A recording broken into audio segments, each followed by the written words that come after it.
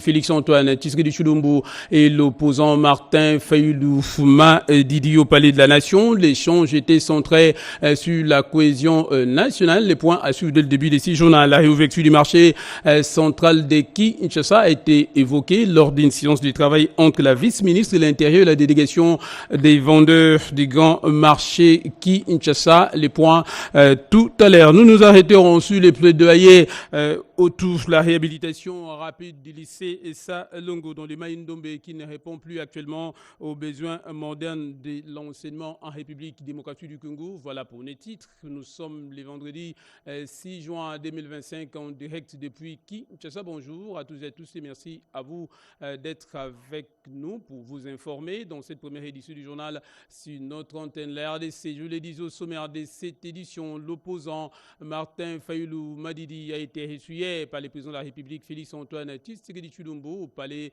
de la Nation. L'échange a tourné autour de la cohésion nationale. On fait le point avec Guy Kabalundu et Roger Kadiei.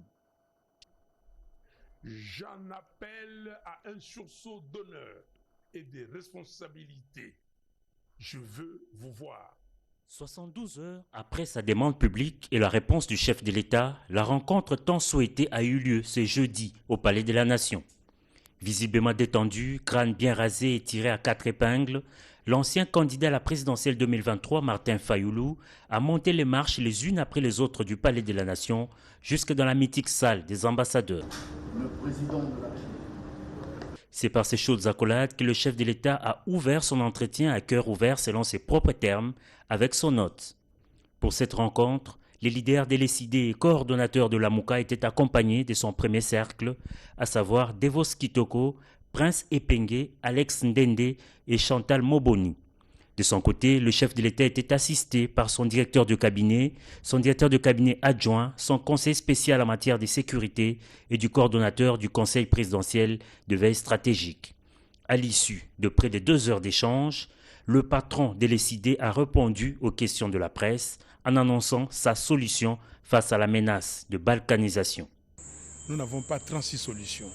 Nous devons créer un camp de la patrie. Donc les gens qui luttent pour leur pays. Et donc pour cela, avec toutes ces crises que nous avons, crise sécuritaire, crise sociale, crise politique, la solution c'est un dialogue. Donc je lui ai demandé de tout faire pour rencontrer les évêques de la Cinco et les pasteurs de l'ECC pour discuter afin de voir ce pacte social qu'il propose, comment est-ce que nous pouvons le mettre en avant. Donc il m'a compris et il va donner sa réponse très rapidement. Vous parlez du camp de la patrie, et si la patrie exigeait que vous soyez vous-même un acteur, vous êtes prêt aujourd'hui à rejoindre les institutions pour qu'ensemble vous puissiez justement cogiter pour trouver des solutions? Ce point-là n'a pas fait l'objet de nos discussions. C'est depuis la rencontre de l'opposition à Genève en 2018 que les 2 personnalités avaient rompu leur collaboration. Depuis lors, le chef de file délécidé est devenu un farouche opposant au président Félix Tshisekedi. Cette rencontre du Palais de la Nation fera peut-être passer le duel en un duo pour l'intérêt supérieur de la nation.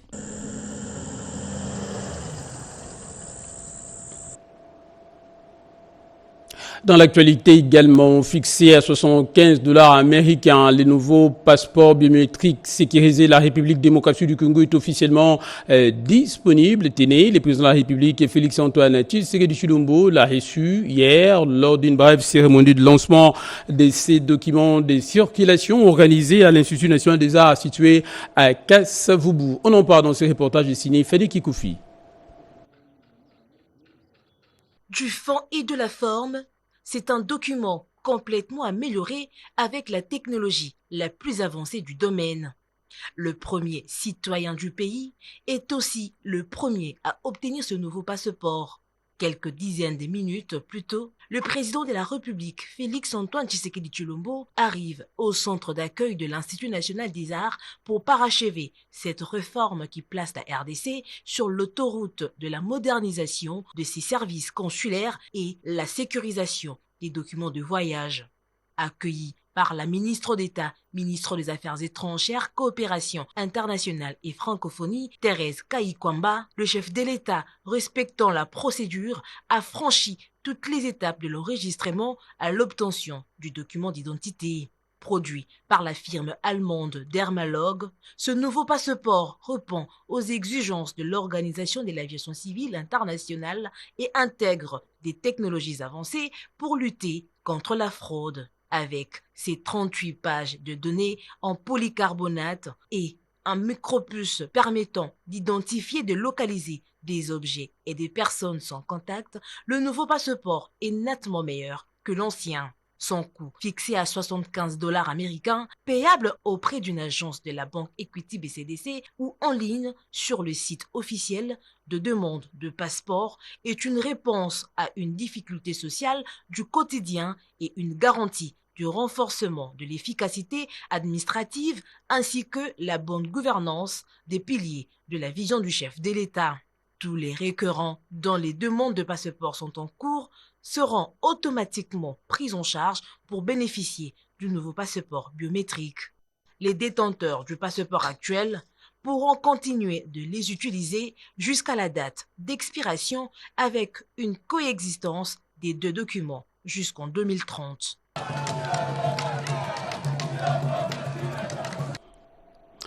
Et dans les restes de l'actualité, nous allons nous rendre cette fois-ci à Kampala, en Ouganda, où s'est rendu le président de l'Assemblée nationale, Vital Kamerhe, où également il a participé à l'ouverture solennelle de la 5e session du 11e Parlement ougandais. À ses côtés figuraient entre autres des élus nationaux, notamment ceux de la province de l'Ituri. On en parle dans ces reportages signés Annie Mbalaka.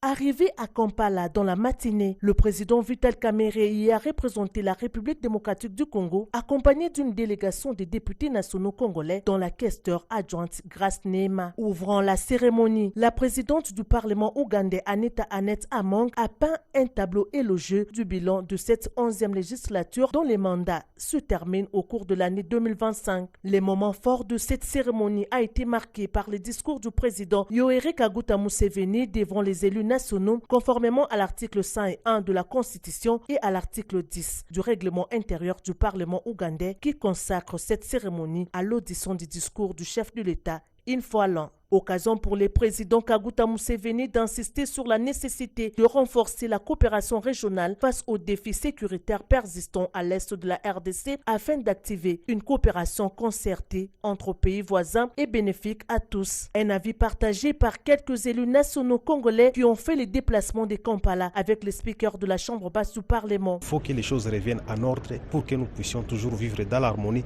parce que nous sommes tous un même peuple, nous sommes des Africains, il faut que nous puissions protéger cette relation bilatérale entre l'Ouganda et la RDC. Le président Museveni a toujours eu un rôle majeur à jouer dans la politique régionale de l'Afrique et ça c'est très important, surtout parce qu'on voyait la grande étendue, la province de l'Ituri d'où je viens par exemple, nous partageons une grande distance, une grande partie des frontières avec lui et lui, son économie, l'économie de l'Ouganda dépend plutôt de la RDC à travers la province de l'Ituri et une partie du Nord Kivu.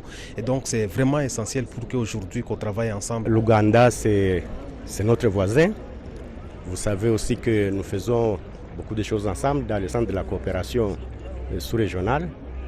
Et aujourd'hui, vous savez que nous avons même des opérations conjointes que nous menons entre les forces de l'armée ougandaise conjointement avec nos forces, les FARDC, pour essayer d'anéantir l'ennemi qui nous agace dans la partie nord de la province du Nord Kivu, mais aussi en Ituri. La présence du président Vital Kamerhe à cette cérémonie solennelle à Kampala, dans cette situation de crise sécuritaire à l'est de la RDC, est un message fort du rôle que joue la diplomatie parlementaire pour rompre les barrières institutionnelles à la base du conflit et des guerres dans la sous-région afin de promouvoir la diplomatie traditionnelle et une coopération plus étroite avec les États voisins dans l'Ouganda. S'agissant de la coopération transfrontalière entre la RDC et l'Ouganda, un nouveau pas vient d'être franchi, notamment avec les lancements par les autorités nationales et les partenaires internationaux du projet ambitieux baptisé Borderlines, visant à transformer les espaces de tension en zones de stabilité et d'opportunité. Encore une fois, Alim Balaka. À Kinshasa, les autorités congolaises et ougandaises, accompagnées de plusieurs partenaires techniques et financiers, ont procédé ce jeudi 5 juin au lancement officiel du projet Borderlands. La cérémonie s'est tenue à l'hôtel Fleuve Congo en présence de la chef de mission de l'OIM en RDC, Alexandra Simpson, de la gestionnaire de programme de Trademark Africa, Gladys Kalombola, et du chargé d'affaires AI de l'Union européenne à Kinshasa, Fabrice Basile. Financé par l'Union européenne, Borderlands vise à renforcer la coopération transfrontalière, la stabilisation et la résilience dans les zones sensibles entre la République démocratique du Congo et la République d'Ouganda, en particulier autour du lac Albert. Pour nous, c'est de réunir les gouvernements, vraiment de faciliter des discussions qui vont transmettre sur l'impact sur le terrain. Et ce programme, c'est avec focus Ituri. Alors là, nous voyons qu'on a beaucoup de capacité d'aider les populations des deux côtés de la frontière. Face aux conflits armés, à la contrebande, au déplacement des populations et à la pauvreté, ce projet adopte une approche intégrée qui combine cohésion sociale, sécurité, gouvernance locale et opportunités économiques. Présent à la tribune, le général-major Apollo Kassé Tagoa, directeur ougandais du service de la citoyenneté et de l'immigration, a salué une initiative qui relance le dialogue entre les deux pays. Même son des cloches du côté congolais avec l'intervention de Jean-Willy Mukendi Kayaya, secrétaire général AI du ministère des Affaires étrangères, qui a réaffirmé l'engagement de Kinshasa pour une paix durable aux frontières. La suite du programme est attendue à Bunia, dans la province de l'Ituri, où un second atelier réunira les autorités locales, les communautés et les partenaires de terrain pour adapter les projets aux réalités du terrain. De Malabo, de Kinshasa, nous allons nous rendre à Malabo. Nous sommes là en Guinée équatoriale où vient de se tenir la réunion des conseils des ministres de la communauté économique des États de l'Afrique centrale, en attendant celle des chefs d'État qui est prévue dans les tout prochains jours. La République démocratique du Congo a été valablement représentée à cette session par les trichements de son ministre d'intégration régionale, Didi Mazinga Mukonzu, et de la vice-ministre des Affaires étrangères à Malabo. Nous retrouvons notre envoyé spécial, Willy Atunakov Kapumba. C'est dans le cadre des réunions préparatoires à la 26e session ordinaire de la conférence des chefs d'État et des gouvernements de la communauté économique des États de l'Afrique centrale, CEAC, prévue samedi 7 juin 2020, que les ministres s'est réunis mercredi 4 et le jeudi 5 juin 2025 en République de Guinée équatoriale, où les ministres des 11 États membres ont pris une part active aux travaux dont la RDC, représentée par le ministre de l'intégration régionale, Maître Didier Mazenga Mukonzu, accompagné de la vice-ministre des Affaires étrangères, Gracia Yamba Kazadi. La cérémonie d'ouverture des travaux a été ponctuée par deux interventions, à savoir le mot de bienvenue du président de la commission de la CEAC, l'ambassadeur Gilberto da Piedade Verissimo, et les discours d'ouverture de Lucas Abaga Chama, ministre équato-guinéen de l'intégration régionale, en sa qualité de président en exercice du Conseil des ministres de la CEAC. Au menu des assises, plusieurs points débattus, notamment la présentation du rapport bilan des activités de la communauté par le président de la commission de la CEAC, l'examen du rapport sur la situation politique, sécuritaire et humanitaire en Afrique centrale et plus particulièrement dans l'est de la RDC. Prenant la parole, le chef de la diplomatie régionale congolaise, Maître Didier Mazenga Mukonzu, a décrit la situation humanitaire préoccupante et dramatique actuelle, aggravée par des violations des droits humains et les pillages des minéraux de la RDC. Il a par ailleurs évoqué la non-exécution par les Rwandais qui a été représentée à ces conseils par son ex-ambassadeur en RDC, Vincent Karega, des résolutions prises non seulement par les Nations Unies, l'Union africaine, mais aussi par les chefs d'État lors de la 25e session de la conférence de la CEAC, notamment celle qui a condamné le Rwanda et a exigé le retrait sans condition de ces troupes du territoire congolais. À Kinshasa, le ministre de la Communication et des Médias, Patrick Mouyaya Katemboué, s'est entretenu avec la mission d'information de l'Organisation internationale de la francophonie, venue dans le cadre de l'appui à l'initiative des médiations régionales qui est en cours en vue de résoudre la crise dans la partie est du pays. C'est un sujet proposé par Gaëtan Magalano. Soutenir les autorités congolaises pour pacifier l'est de la RDC à travers un partenariat renforcé. C'est l'essence même de la visite de ce jeudi au cabinet du ministre de la Communication et Médias par cette mission d'information de l'Organisation internationale de la francophonie. Accompagnée par la ministre déléguée chargée de la coopération internationale de la francophonie, la dite mission dit être venue dans le cadre de l'appui à l'initiative de médiation régionale en cours pour résoudre la crise dans l'est de la RDC.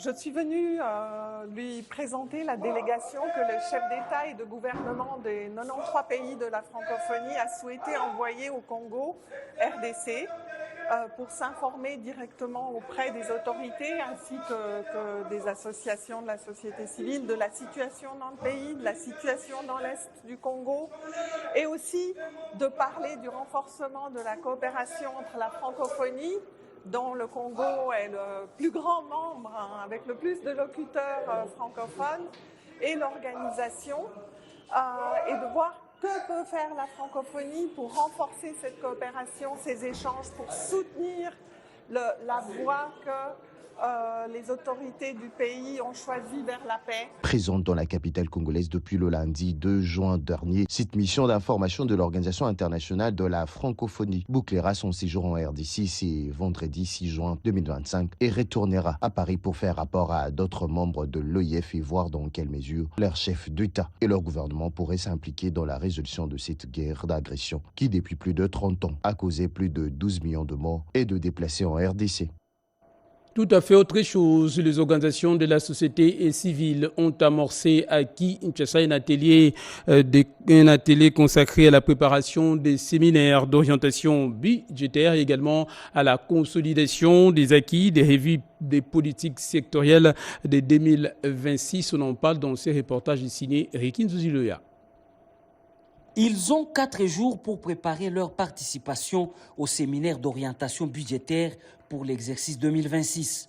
Une tradition pour les membres de la société civile qui participent activement au processus d'élaboration des lois des finances en RDC. Avec l'appui du projet Encore de la Banque mondiale, ils se retrouvent à Kinshasa sous l'égide du COREF et du REGED.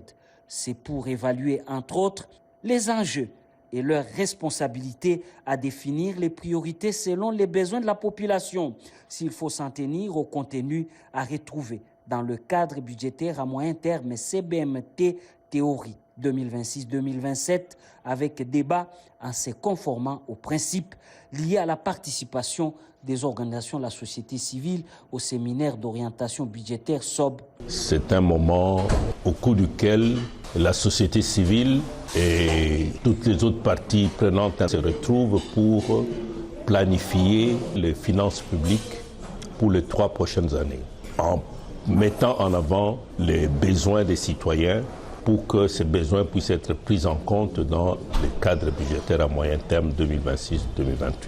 La prise en compte des différents aspects dont l'éducation, la sécurité, le genre et l'environnement dans les politiques publiques, ces travaux ouverts au nom du secrétaire exécutif du COREF, empêché par son assistant technique Georges Tionza Mata, cet atelier va produire un rapport final à l'issue des travaux en groupe.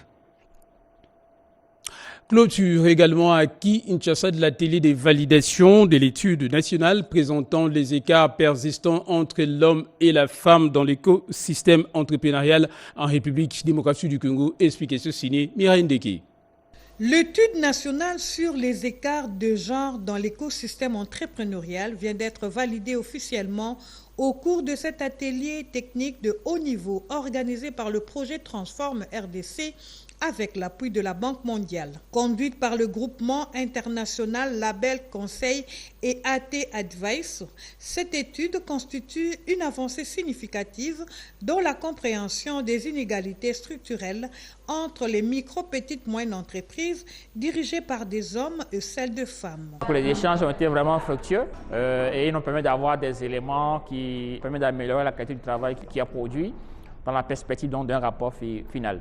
Dans son allocution d'ouverture, la secrétaire générale en genre, Mme Esther Kamogna, a loué les efforts consentis par le programme Transform au profit de la femme. Nous saluons également tous les efforts fournis par Transform en venant en appui aux entreprises de femmes et de jeunes et en facilitant la concrétisation et la transformation de leur business plan en établissement enregistré au guichet unique de la création des entreprises, rendant celles-ci formellement contributives à l'expansion de l'économie nationale de notre pays. Le secrétariat général au PME et l'entrepreneuriat a rappelé l'ambition claire du gouvernement, celle de faire de la RDC un pays où les entrepreneurs, hommes et femmes, ont la même chance de réussir. Il y a lieu de saluer la contribution active de participants à l'élaboration d'un plan triennal 2025-2028 autour de plusieurs axes stratégiques parmi lesquels la réforme du cadre légal et l'accès équitable au financement. Vers un mémorandum d'entente entre les ministères délégués en charge de la politique des villes et Equity Bank Congo. C'est ce qui justifie d'ailleurs la descente sur le terrain de la délégation de cette institution bancaire dans les installations du ministère délégué en charge de l'urbanisme et habitat. On en parle dans ces reportages signés Louisette Ntsakala et Jean-René Kabamba. Equity BCDC entend accompagner le ministre délégué à l'urbanisme dans sa politique de gestion des villes. Cette politique consiste entre autres à mettre l'homme au centre des actions. Il sera ici question d'impliquer les maires de la RDC dans cette politique. L'institution bancaire entend signer un mémorandum d'entente avec les ministères en charge des politiques des villes. Non, nous avons d'abord, en bon élève, nous avons entendu d'abord le ministre, voir les préoccupations, bien les priorités selon la direction lui accordée par son Excellence Monsieur Félix Antoine Tshisekedi Tshilombo, notre président. Quelles étaient les orientations qu'il a reçues pour son mandat.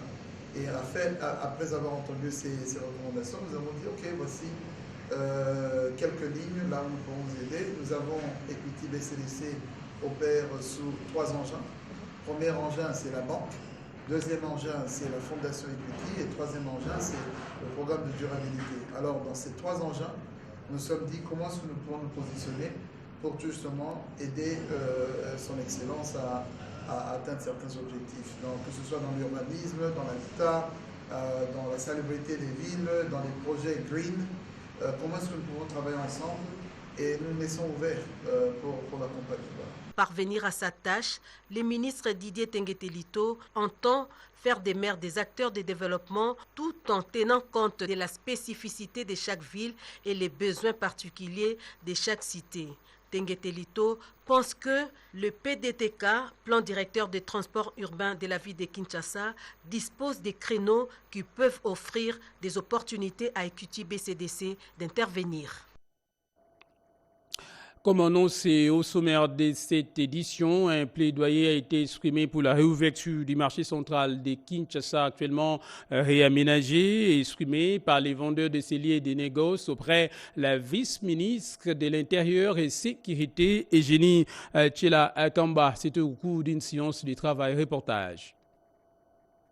Les marchandes et marchands du marché Itaga dans la commune de Kinshasa, extension Zando, sont venus auprès de la vice-ministre de l'Intérieur, Eugénie Tchela Kamba, solliciter l'implication du gouvernement central dans la réouverture de leur marché fermé par l'hôtel de ville de Kinshasa.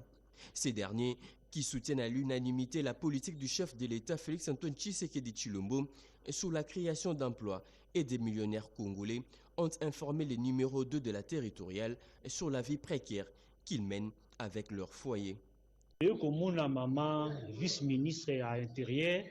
Nous sommes venus voir notre maman, la vice-ministre de l'Intérieur, pour qu'elle porte notre épouse.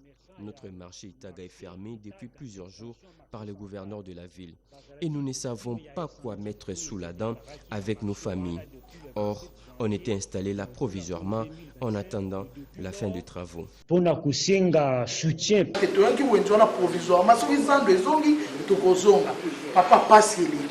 Nous souffrons beaucoup depuis la fermeture du marché Itaga.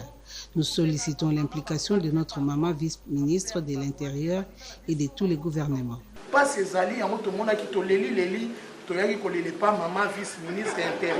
Très attentive aux doléances de ses compatriotes, comme dans ses traditionnelles habitudes, la vice-ministre de l'Intérieur, Eugénie Tshilakamba, a promis d'approcher les gouverneurs de la ville de Kinshasa pour une solution idoine à leurs préoccupations. Les marchands des marchands sont répartis avec une satisfaction aux lèvres.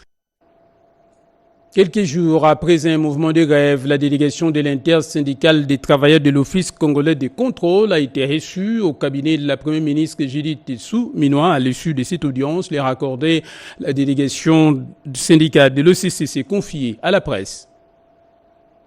Nous avons été reçus au cabinet de son Excellence Madame la Première ministre pour aller présenter nos desiderata par rapport à la situation qui se vit actuellement à l'OCC, où vous savez que les agents sont dehors en train d'observer un mouvement de grève.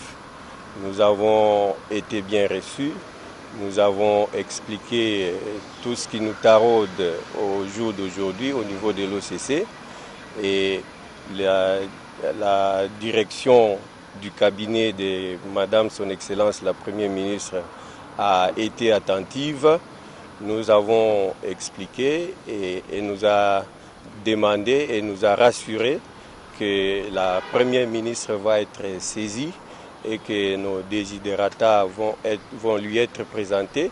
Et à l'issue de cette rencontre, nous allons attendre que Son Excellence Madame la Première ministre puisse devoir se prononcer sur la situation de l'OCC. Nous disons à tous les agents de l'OCC d'être calmes. Pour l'instant, nous attendons, tous les problèmes ont été posés.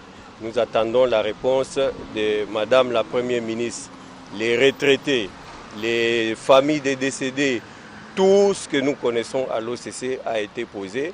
Et pour l'instant, nous demandons qu'il y ait une période d'accalmie à l'OCC pour voir d'ici 48 heures, la réponse va nous être donnée et nous prendrons des dispositions utiles pour de nouvelles orientations. Voilà pour ces propos recueillis. Nous allons nous intéresser cette fois-ci à cette interrogation. Quelles sont les causes qui ont conduit à l'échec du programme de la santé de la mère à l'enfant? La question était au cœur de la télé des consultations sur les stratégies 2026-2030. Explication signée Pascal Séverine Katonda dans ce reportage. Face à l'accroissement du taux de mortalité infantile et la malnutrition, tel que documenté par l'enquête démographique de la santé, la RDC veut inverser la courbe à travers l'amélioration de ses interventions. C'est le sens de la consultation nationale sur la stratégie 2026-2030 du GFF et le lancement du processus du développement du plan stratégique intégré. Pour ce faire, le secrétaire général à la santé, le Dr Sylvain Youma, a exhorté les experts à une analyse profonde et objective.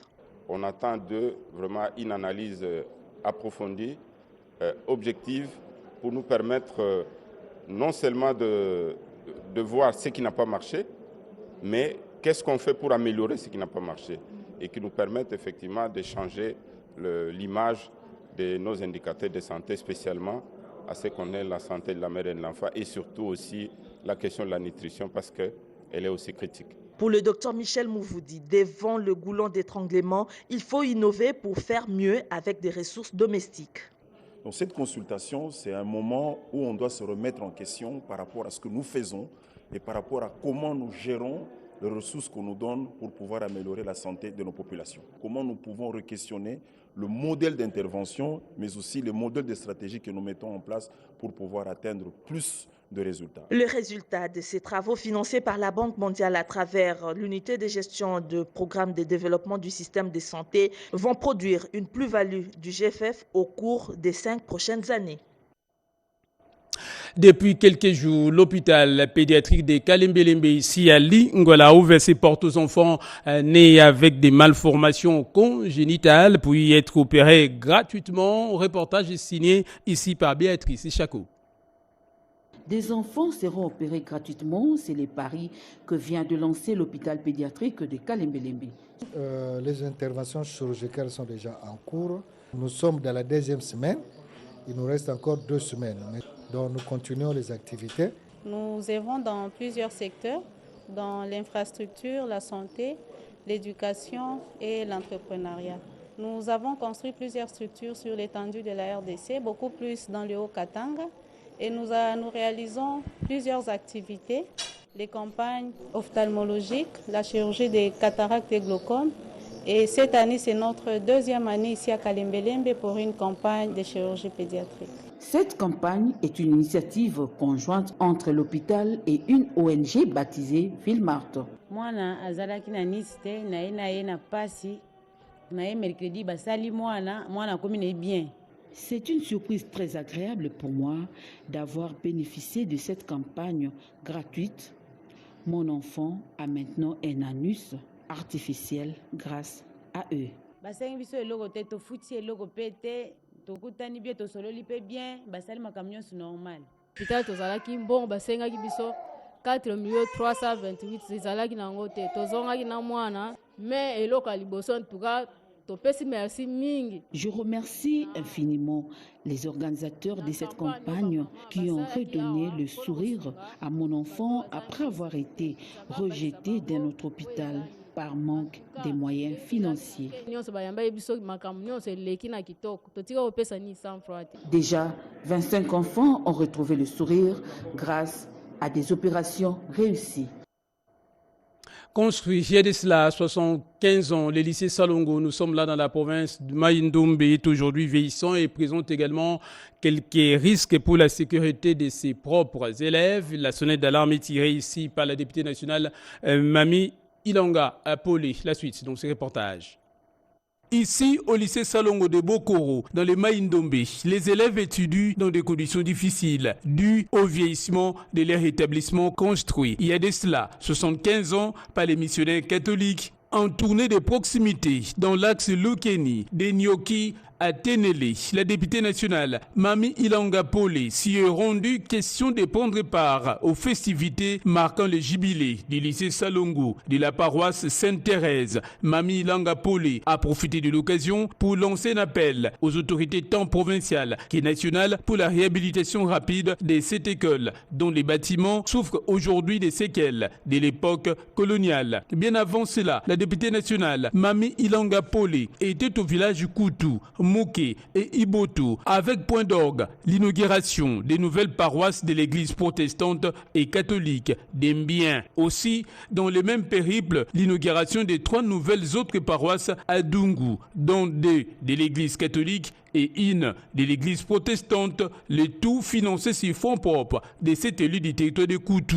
Une démarche saluée par la population locale, venue en nombre pour célébrer ces édifices religieux. Mami Ilanga Polé a effectué cette tournée de proximité en compagnie de plusieurs personnalités, notamment les premiers vice-présidents de la CENI, des élus provinciaux, ainsi que des représentants des confessions religieuses et des autorités locales. Voilà qui met un terme à cette première édition du journal sur notre antenne, édition coordonnée par Mireille Ndeke. Merci à vous de l'avoir suivi où que vous soyez dans les mondes. Merci également à nos équipes, à la rédaction et à la régie, notamment à André Ndjeka, Mamita Bangulu, ainsi qu'à Shora Mazaza et Alain Ngalia Gassa qui nous avons pu vous informer. Restez avec nous, l'actualité continue en français également dans les autres langues de diffusion. Le prochain, ce sera tout à l'heure à 13h30 avec Marie Kalonga à la présentation. 19h, Paulette Lomba, 20h, Sandaniangi Tabou. Moi, je vous dis merci et bon début de week-end à toutes et à tous.